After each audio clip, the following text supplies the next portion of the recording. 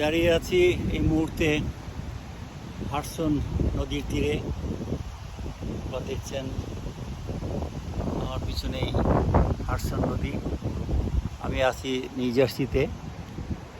তো পিছনে new York শহরের দক্ষিণ এলাকা। গতকালই তো আমাদের বাংলাদেশের প্রধানমন্ত্রী শেখ হাসিনা, বিনা ভোটের প্রধানমন্ত্রী যদিও, চীন সফর করে এলেন, ঘুরে ঘুরে দেশে ফিরলেন। তাই এই বিষয়ে দুটি কথা বলার জন্য হঠাৎ এখানে গাড়ি থামিয়ে দাঁড়িয়েছি।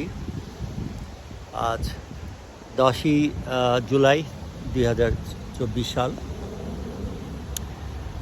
প্রধানমন্ত্রী ইতিপূর্বে ভারত সফর করেছেন এবং তার যে পররাষ্ট্রমন্ত্রী তিনি বলেছিলেন যে চীন সফরে মোদির অনুমোদন পাওয়া গেছে।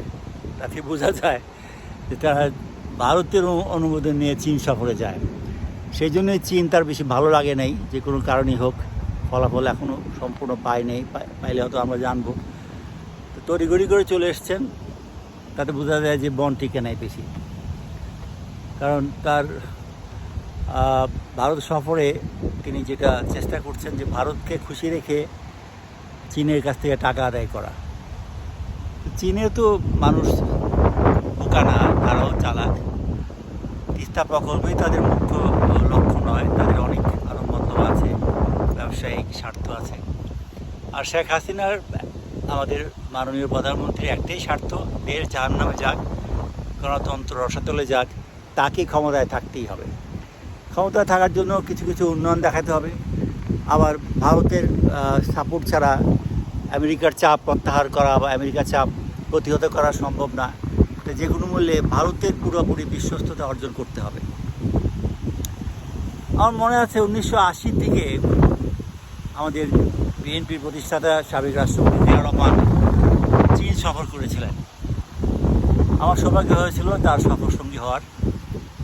সে সময় চীনের যে ভিআইপি এয়ারপোর্ট, বেকিং বিমানবন্দরের দুটো এয়ারপোর্ট, ভিআইপি এয়ারপোর্টে প্রেসিডেন্ট জিয়াকে রিসিভ করেছিলেন তৎকালীন চীনের প্রধানমন্ত্রী হুয়া কুফেং, আমি যদি ভুলে না যে নামটা। কারণ প্রধানমন্ত্রী চীনের, তারা সাধারণত কোনো রাষ্ট্রপ্রধানকে এয়ারপোর্টে রিসিভ করে না, কিন্তু জিয়া রহমানের বেলায় তার একটু ব্যতিক্রম হয়েছিল। তো সেই চীনে প্রেসিডেন্ট গিয়েছিলেন এবং অর্থনৈতিক বিভিন্ন বিষয় নিয়ে কথা হয়েছিল। চীনও এগিয়ে আসতে চেয়েছিল বাংলাদেশের অবকাঠামো নির্মাণে সম্ভাব্য সব ধরনের সাহায্য সহযোগিতা, সেভাবে পরিকল্পনা করা হয়েছিল। যদিও আমি প্রেসিডেন্টকে বলেছিলাম যে স্যার, এই চীনের কাছ থেকে টাকা নিয়ে আমরা দূরে হতে পারবো, তার চেয়ে বরং আমেরিকার দিকে আমরা হাত বাড়াই।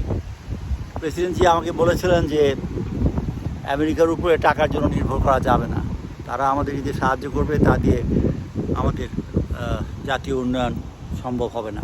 যাই হোক, শেষ পর্যন্ত প্রেসিডেন্ট জিয়াকে ভারত আবার যেতে হলো। তিনি ভারত গিয়েছিলেন খুব সম্ভব মে মাসের প্রথম দিকে 1981 সালে। ভারত সফরেও তিনি ইন্দিরা গান্ধীর সাথে কথা বলেছিলেন। আমিও তার সফরসঙ্গী হওয়ার সুযোগ পেয়েছিলাম এবং সেখান থেকে ফিরে আসার সপ্তাহ দুয়েক পরেই তিনি চট্টগ্রামে সামরিক অভ্যুত্থানে নিহত হন। সব পরিকল্পনা ভেস্তে যায়, সব পরিকল্পনা নষ্ট হয়ে যায়। তো আমরা যখন চীন থেকে ফিরে আসছিলাম, একটা কথা মনে আছে, সেই সময় বঙ্গবন্ধু হত্যাকারীরা হঠাৎ করে বাংলাদেশে ঢোকার চেষ্টা করে। মেজর ডালিম আমাকে তার গাড়িতে করে নিয়ে যায়, আমার সাথে অনেক কথা বলে, যিনি বঙ্গবন্ধু হত্যাকারী ছিলেন। কর্নেল ফারুক ব্যাংকক থেকে ঢাকায় প্রবেশ করে এবং বিমানবন্দরে তাকে আটকে রাখা হয়। সেই পরিস্থিতিতে জিয়া সিদ্ধান্ত নিলেন যে তিনি তেজগাঁও বিমানবন্দরে অবতরণ করবেন না, নিরাপত্তার কারণেই হোক বা অন্য কোনো সামরিক অভ্যুত্থানের সম্ভাবনা বা আশঙ্কায় হোক। আমাদেরকে বিমান নামতে হয়েছিল বর্তমান যে আন্তর্জাতিক বিমানবন্দর, যেটা জিয়া বিমানবন্দর ছিল, এখন শেখ হাসিনা এটাকে হয়তো শাহজালালের নামে দিয়েছেন। সেই বিমানবন্দর তখন চালু হয়নি। এই জন্য বললাম যে আর্টিফিশিয়াল বাতি জ্বালিয়ে জরুরি অবতরণ করা হয়েছিল সেখানে। এটা হয়তো অনেকেই জানেন না। যাই হোক, এই ঘটনা এই জন্য বললাম যে চীনের সফর রাষ্ট্রে একটু বিপত্তি দেখা দেয়, সময়ে আমাদের ইতিহাসে পুনরাবৃত্তি ঘটে। জিয়া তেজগাঁও বিমানবন্দরে নামেননি, শেখ হাসিনা বিনা ভোটে নির্বাচিত প্রধানমন্ত্রী, তিনিও সময় মতো ঠিক মতো নির্ধারিত সময় পর্যন্ত সেখানে থাকতে পারেনি। যে কোনো কারণেই হোক, যে কোনো পরিস্থিতি হোক, উনি ভালো জানেন, তাকে অগ্রিম চলে আসতে হয়েছে। তো আমার কথা হলো, বাংলাদেশের জীবনে, বাংলাদেশের জনগণের কল্যাণে, বাংলাদেশের জনগণের ভোটে নির্বাচিত নন এবং কারো কিছু করার ক্ষমতা কি আছে, অধিকার কি আছে, দায়িত্ব কি আছে? আমি মাননীয় প্রধানমন্ত্রী শেখ হাসিনা জিজ্ঞেস করতে চাই, তিনি ভারতের সাথে, চীনের সাথে, আমেরিকার সাথে এই যে খেলা খেলছেন, সবই তো তার নিজ স্বার্থে, ক্ষমতার স্বার্থে। আজকে এই একটা চরম অরাজনৈতিক, অগণতান্ত্রিক, অসাংবিধানিক, অনৈতিক রাজনীতির অবসান হওয়া উচিত। দেশে একটা সুষ্ঠু সুন্দর গণতান্ত্রিক নির্বাচন হওয়া উচিত।